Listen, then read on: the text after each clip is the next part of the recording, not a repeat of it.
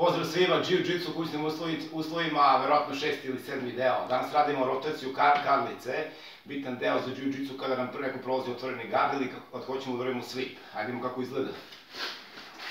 Bitan deo kad se nađemo ovde, otvoreni gard, dobar drill je da naravno radim srednji deo i karlicu, to je skukove, znači rotacije su najbitnije. Šta radimo odavde? Nađem se iz ove položaje ovde i polako počnem da se rotiram. I da radimo odavde.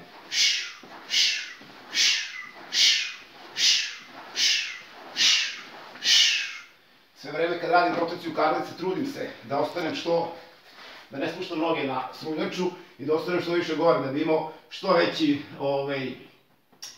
rad u srednjem delu, takođe da bi ga naravno očvrsnuo i da bi imao mnogo bolju kontrolu, kretanja, o čemu se radi. Kad se nađemo ovde, stanem sa strane i počnem lagano da rotiram. Znači krenem.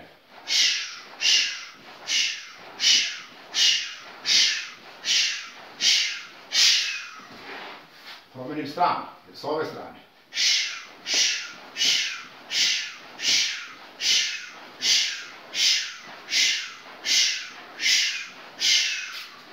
Pa se vraćam na početnu poziciju. Tu sam i krenem lagano. Tu se nađem i polako dignem kukove, zarotiram.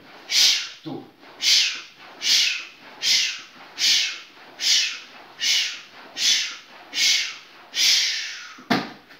Odlična vežba za pokretljivost kukova i za snagu srednjeg dela, što je jedan od najbitnijih elemenata za borbu u parteru.